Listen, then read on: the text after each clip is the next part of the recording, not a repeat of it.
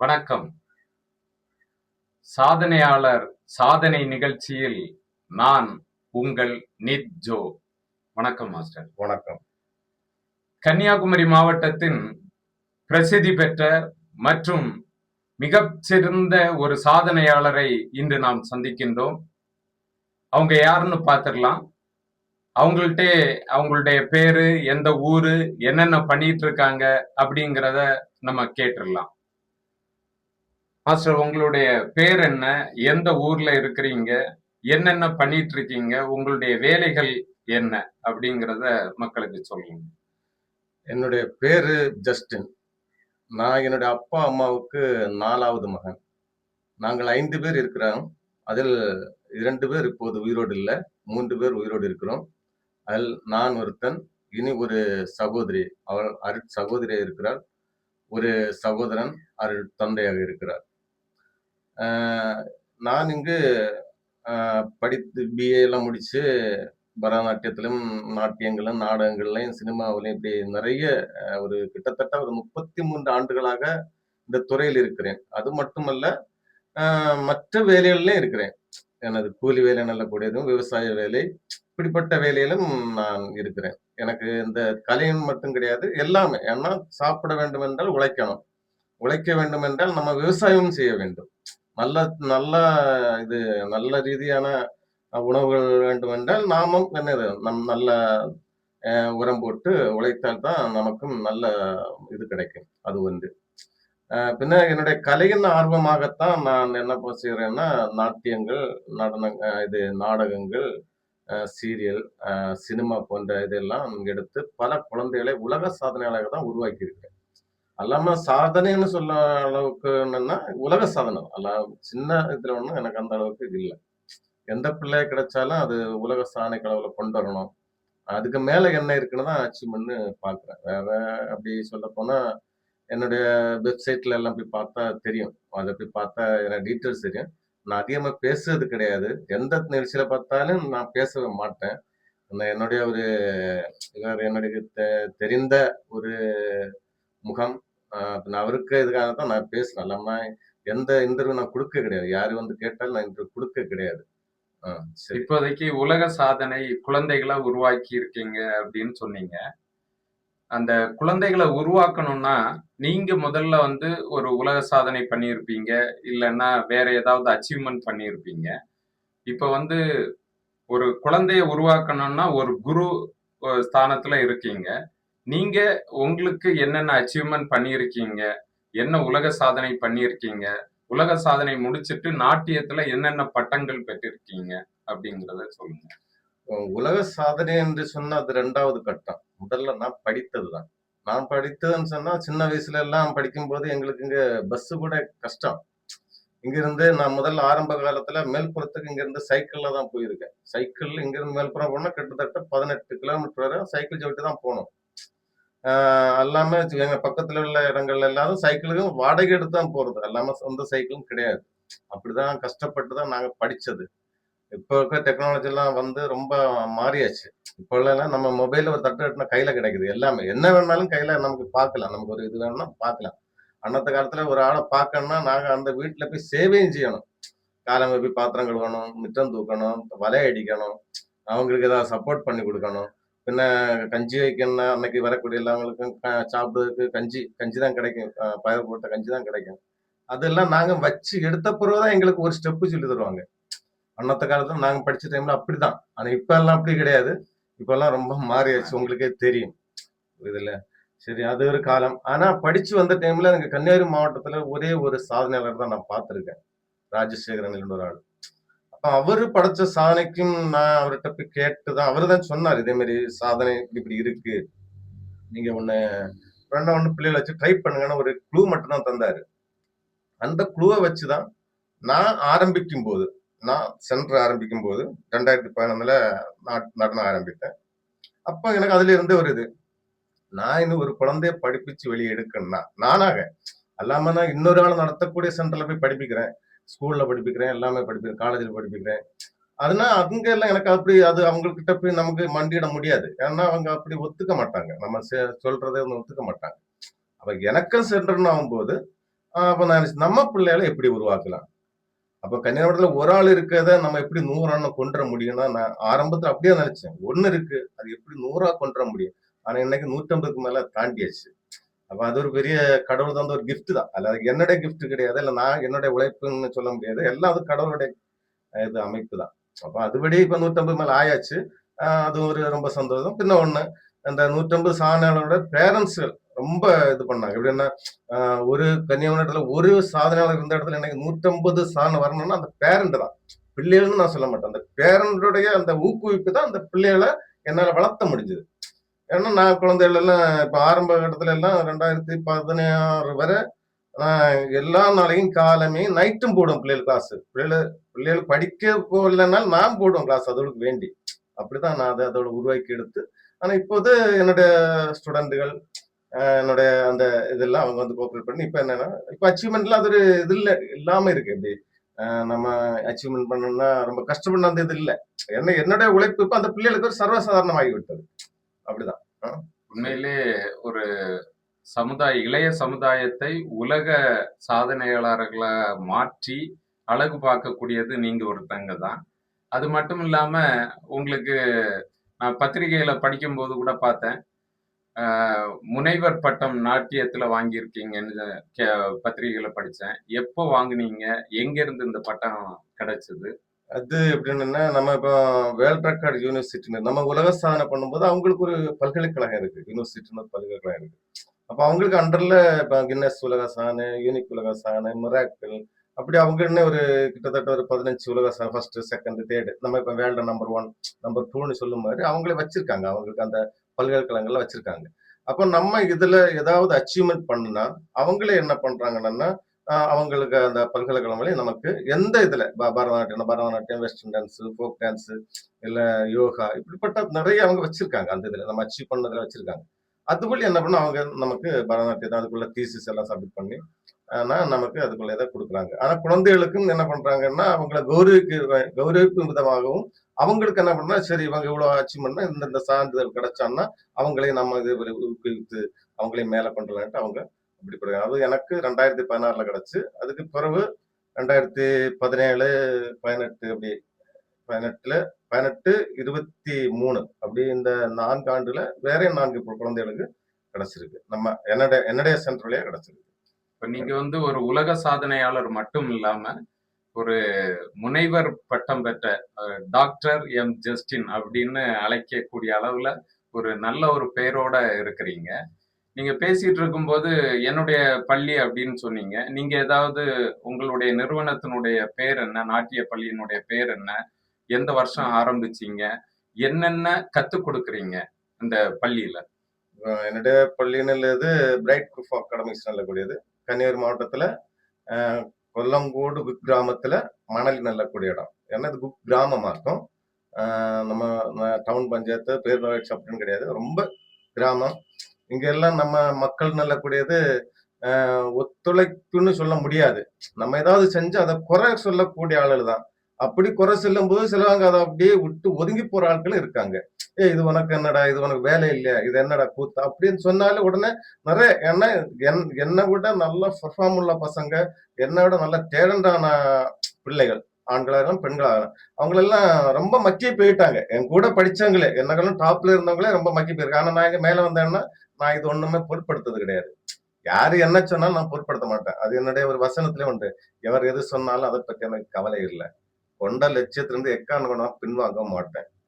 கலைஞன், நான் நடன கலைஞனாக ஆகிய தீர்வேன். நிச்சயம் இந்த உலகத்தில் சாதனை. அது என்னுடைய கான்செப்ட். என்னுடைய பிள்ளைகளுக்கு வாரங்களை ஆத்தியனா படிப்பிக்குமலே கொஞ்சம் பிரேயர் ஸ்டெப் எல்லாம் அவங்கள படிச்சுட்டு ஆத்தியம் கொண்டு அந்த அதுக்கு முன்னாடி கொண்டு விடுவேன்.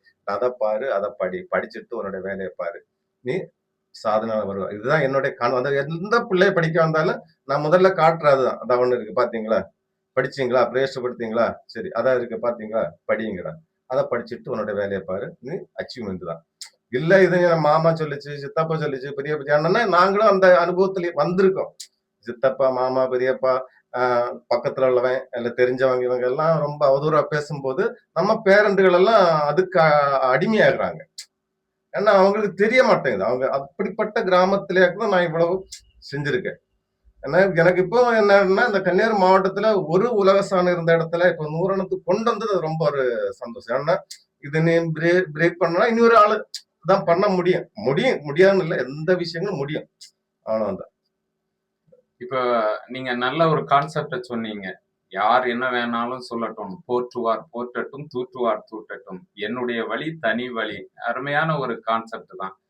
இந்த கலை நீங்க சொல்லும்போது நாட்டியம் மட்டும்தான் சொன்னீங்க. வேற என்னென்ன கத்துக் குடுக்குறீங்க? உங்களுடைய குழந்தைகள், நீங்க உருவாக்கிய குழந்தைகள் எது எதுல சாதனை படைச்சிருக்காங்க?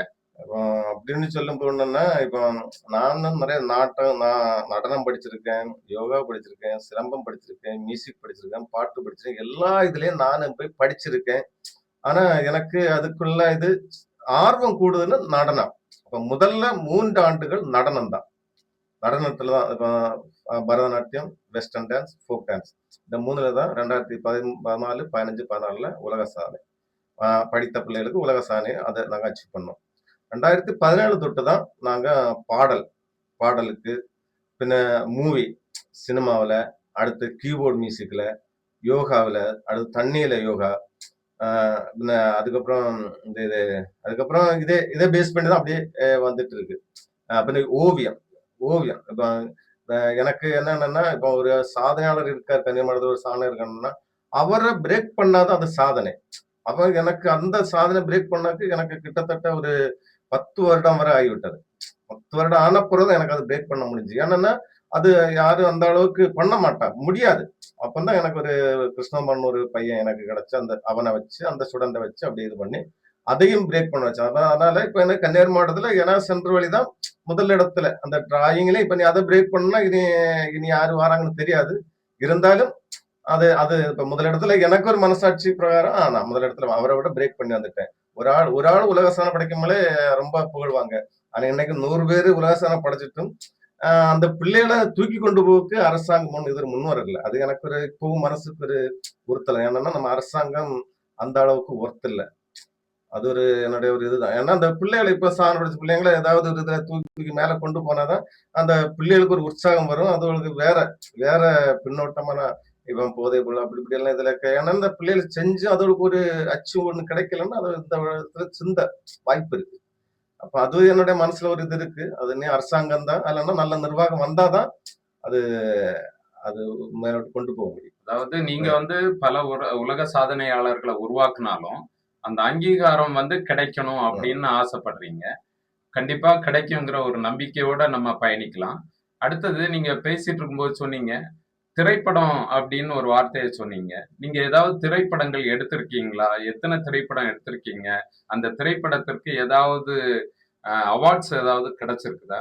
ஆமா. நான் திரைப்படம்னு சொல்லும்போது நானும் 1998ல இருந்து திரைப்பட இதுல முதல்ல ஏறினேன். துறையில. துறையில. கேரளா சித்ராஞ்சலி ஸ்டுடியோன்னு இருக்கு கவர்மெண்ட். அதுல நான் ஏறினது நடிக்கவே இல்ல. நான் நடிகராட்ட தான் போகணும்னு ஆசைப்பட்டு, நடிகராட்டோ, டான்ஸராட்டோ அப்படியே ஆசைப்பட்டேன். ஆனா என்னால முடியல. அங்க அதனால என்ன பண்ணேன், லைட் பாயா தான் முதல்ல இருந்தேன். ஆனா அந்த லைட் பாயோட இருந்துதான் அங்க உள்ள அந்த சினிமான்னு எண்ணக்கூடிய அந்த நம்ம தியரிக்கே படிச்சோம். தியரிக்கே இப்ப சென்னை இன்ஸ்டிடியூட் ஃபிலிம் டெக்னாலஜில 2 வருஷத்த கோர்ஸ், 3 வருஷத்த கோர்ஸ் அப்படி படிச்சேன்.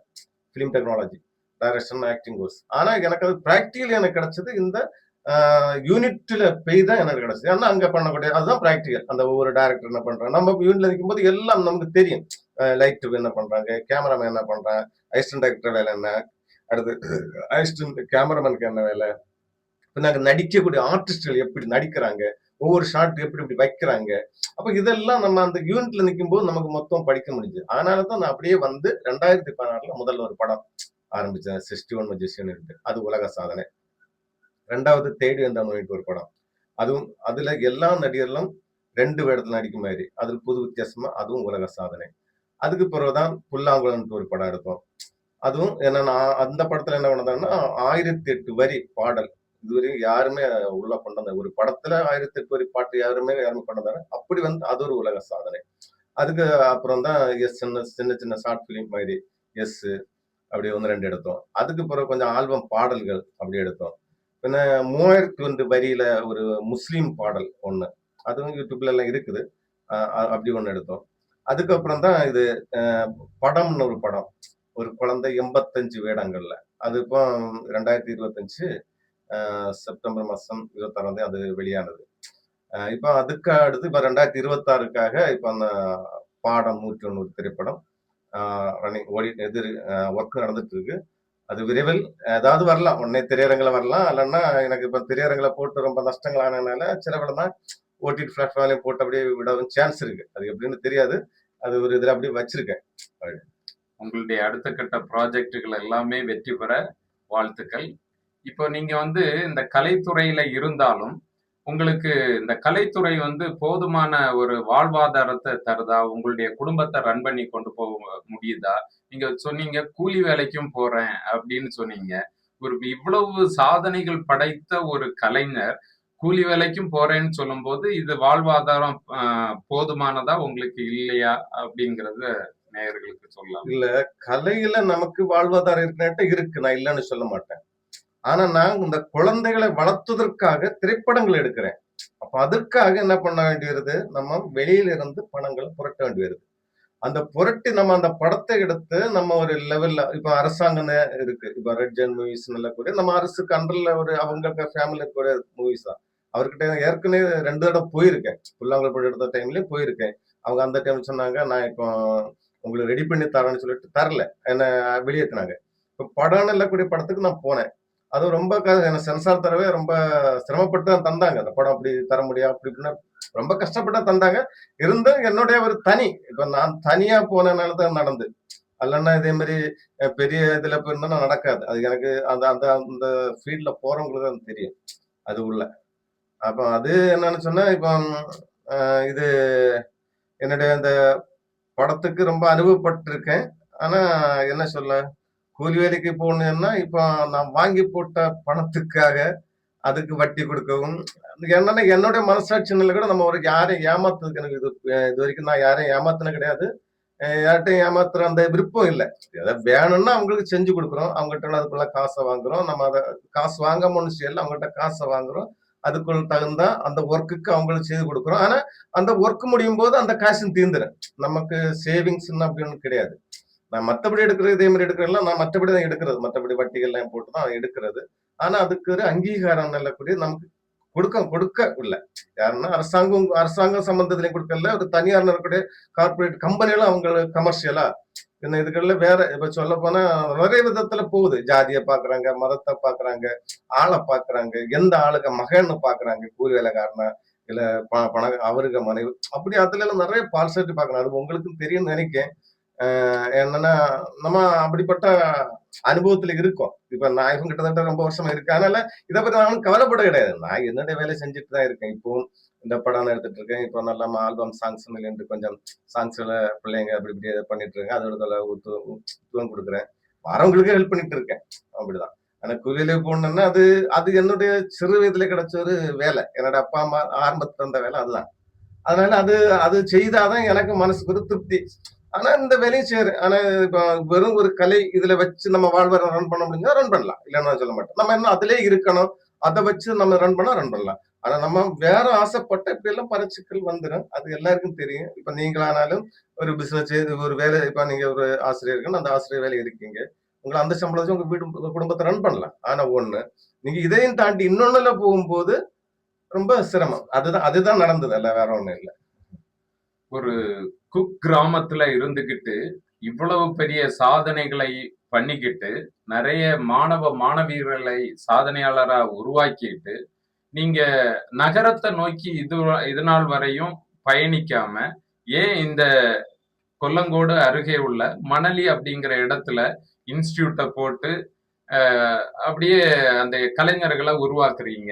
நீங்க சிட்டிக்கு போனீங்கன்னா இன்னும் நிறைய பாப்புலர் ஆயிருக்கலாமே. அது சரிதான். நீங்க சொன்னது நல்ல ஒரு பாயிண்ட். என்ட்ட ஒரு கிட்டத்தட்ட நான் ஆரம்பிச்ச காலத்துல இருந்தே சொல்றது உண்டு.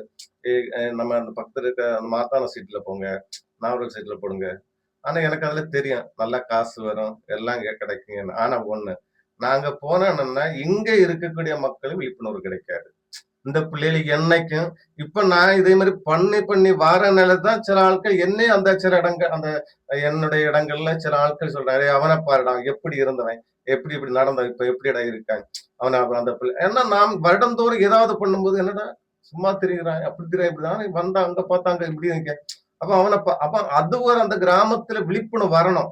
அதுக்காகத்தான் நான் அப்படி செய்றேன். ஏன்னா எங்க இடத்துல உள்ள பிள்ளைகள் என்னை விட பெரிய ஆளுன்னா நான் நினைக்கிறேன். என்னை விட சிறிய ஆளா இருக்கக்கூடாது, என்னை விட பெரிய நான் இப்ப 100 உலகசாதனை படைச்சேன்னா அவங்க 500 உலகசாதனை படைக்கணும். என்னுடைய ஆசிரியரும் அப்படிதான். நான் இப்ப இருப்ப இறந்து போனாலும் என்னுடைய அண்ணன்கள் இறந்து போன வரைக்கும் நான் சொல்றது, நான் இருப்பில இறந்து போனாலும் இங்க படிக்கக்கூடிய பிள்ளைகள் என்னை விட 500க்கும் மேற்பட்ட 1000த்துக்கும் மேற்பட்ட பிள்ளைகளை சாதனைகள் அப்படி உருவாக்கணும் தான் என்னுடைய ஆசை. உண்மையிலே உங்களுடைய எண்ணங்களுக்கு பாராட்டுகள். ஏன்னு சொன்னா கிராமத்துக்கு யாருமே நகரத்துல இருந்து வரமாட்டாங்க. கிராமத்து பிள்ளைங்களை நான் தான் ஊக்குவிச்சு வெளி உலகத்துக்கு கொண்டு வரணும் அப்படிங்கிற உங்களுடைய எண்ணத்திற்கு உண்மையிலே பாராட்டுகள். உண்மையிலேயே இவ்வளவு நேரம் நல்ல ஓப்பனான ஒரு டாக் கொடுத்தீங்க. இந்த இளைய சமுதாயத்திற்கு நீங்க ஒரு டாக்டர் ஜஸ்டின் அவங்க உலக சாதனையாளரா என்ன சொல்ல விரும்புறீங்க? இந்த உலகத்துல நம்ம உலக மக்களுக்கு ஒரு சஜஷன் என்ன சொல்றேன்னா, ஒவ்வொரு கிராமத்துல இருக்கக்கூடியவங்க இருக்கீங்க. நீங்க என்ன பண்றீங்க மேக்சிமம் எல்லாரும் நீங்க நகரத்துக்கு தான் நீங்க போக வேண்டி பாக்குறீங்க. ஏன்னா அங்க நல்ல சேலரி கிடைக்குது, நல்ல வருமானம் வரும் அப்படி இப்படின்னுட்டு நீங்க அங்க நகருங்க. ஆனா அப்படி நகராதீங்கன்னு நான் சொல்றேன். நம்ம இருக்கக்கூடிய இடங்கள் ஒரு டாக்டர் ஒரு எம்பிபிஎஸ் டாக்டர் நீங்க அங்கேயே போட்டு அதுலயே வளர பாருங்க. அப்பதான் அங்க உள்ள மக்களுக்கு நல்ல ஒரு விழிப்புணர்வு வரும்.